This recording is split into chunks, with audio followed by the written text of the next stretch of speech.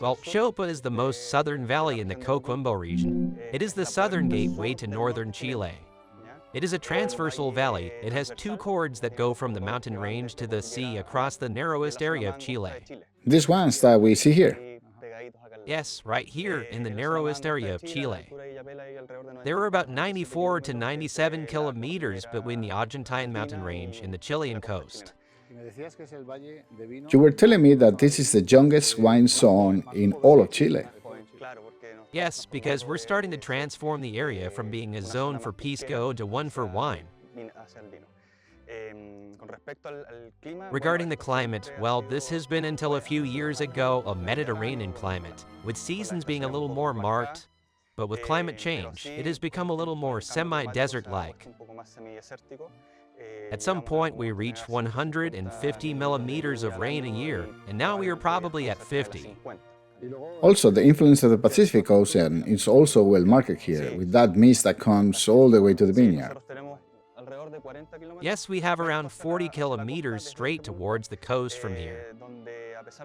There are two mountains that cross each other. You may have seen it on your way here. They cross each other close to the coast. Generally, the fog goes through it, and there's always humidity, which is very good.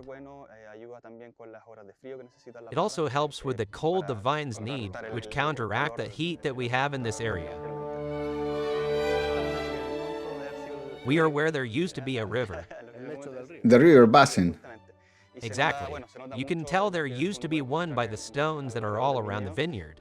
And you can tell by looking here. Do you want to show me up close? Yes. It's very sandy. The organic layer is very short, so the root is no longer than 50 centimeters. So you can see that the vines have more of a horizontal base than a vertical one. This means the water level only reaches until there. That's the water level the vine looks for.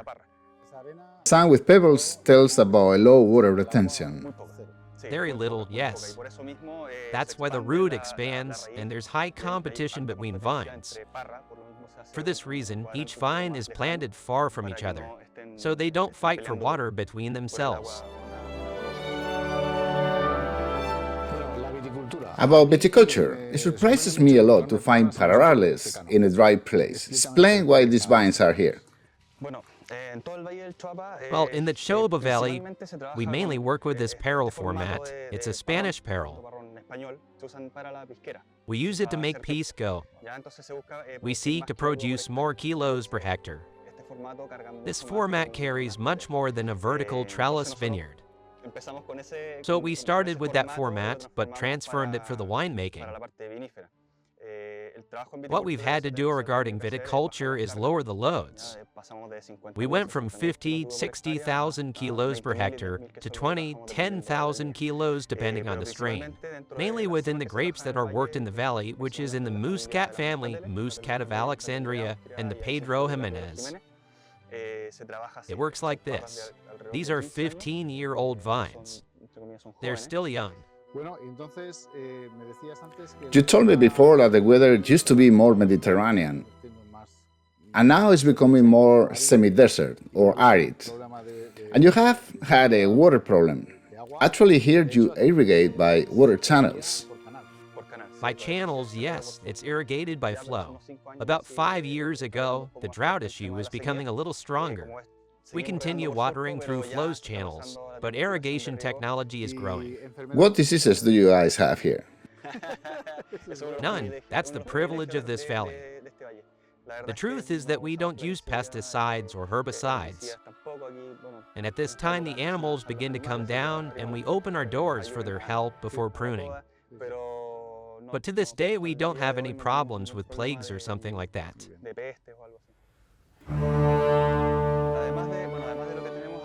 In addition to what we have here in our vineyards of Muscat and Pedro Jimenez, we work with other producers, which is how we started.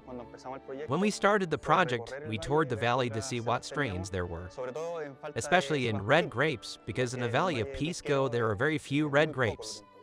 And we have been discovering some small producers who have half a hectare, 1 hectare of red grape Syrah, Cabernet Franc, Merlot, Carmenere, which is what we work on now. And with them, we have made a partnership where we do the consulting of viticulture throughout the year, and then we have the harvest. And the truth is that we have had very good results. What kind of wine does Syrah give you here?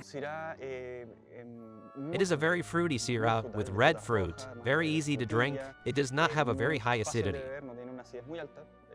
It is something that is characteristic of the valley, that there are not very high acidities, but it is very friendly, very easy to drink. It is elegant. We will try them later. They are easy to pair with food as well. The truth is that the wines produced here are very nice. They do not have a very high complexity. Look, the sparkling wine is a rarity. It is an invention that we made, that we gave the freedom for the winemaker to use it in a winery as I would like, with the musts we had in Chile. The standard with respect to sparkling wines is Chardonnay. But we have to take advantage of the strains that we have here in the valley. So we came up with making a sparkling wine based on Muscat.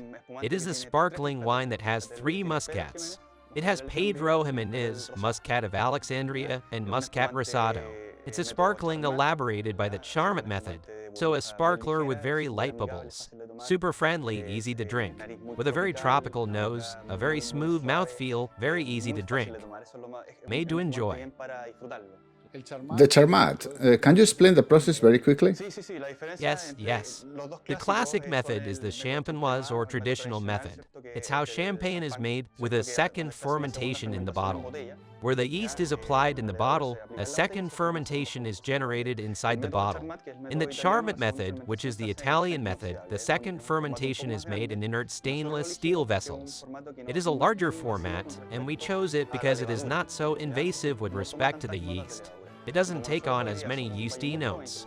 And since we are a very young region that is just becoming recognized, we wanted that people can try our wines and begin to identify the specific flavors of our grapes.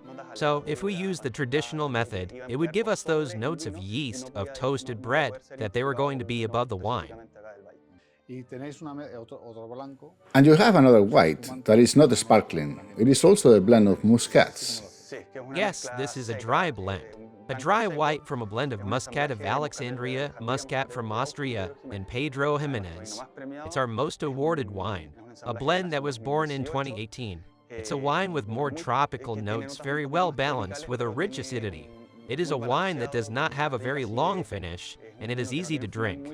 It is a very iodized wine with high salinity and minerality. Very good for pairing. How is the elaboration?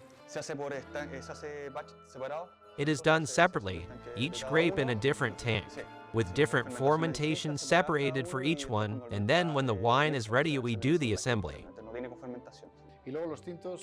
And then you have several red wines, but Carmenere is the most typical grape in Chile. Yeah, what happened worldwide with Carmenere is that it was confused as Merlot. Similar thing happened to us here too, since we discovered that there was a very small producer who had half a hectare of Carmenere with very young vines. We are exploring the potential that Carmenere has here, as it provides very fruity characteristics. And finally, I want you to explain Syrah to me. It seems to be doing very well here, in Coquimbo in general, but specifically here in Choapa. The truth is that it has taken a big boost here in the north. It is a variety that is found from end to end in Chile and from the coast to the mountain range.